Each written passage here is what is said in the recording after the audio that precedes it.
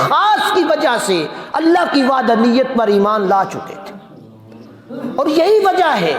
کہ حضور علیہ الصلوۃ والسلام نے اعلان نبوت فرمایا۔ جب اعلان کیا کہ میں اللہ کا نبی ہوں تو ہر کوئی جو آپ کی سچائی کو مانتا تھا، آپ کی امانت کو مانتا تھا، آپ کی صداقت کو مانتا تھا، لیکن انہوں نے تردد کیا، انہوں نے سوچا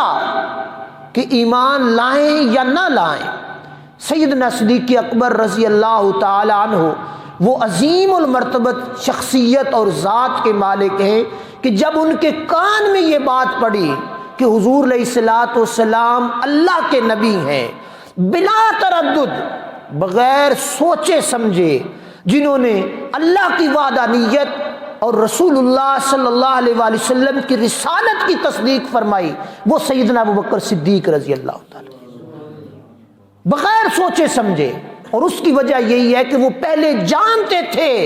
کہ حضور علیہ الصلوۃ والسلام کی ذات ہر معاملے میں سچی ہے، اور ہر معاملے میں دنیا کے ہر مقام پر، ہر محاذ پر حضور علیہ الصلوۃ والسلام کی امانت، صداقت، شجاعت، بہادری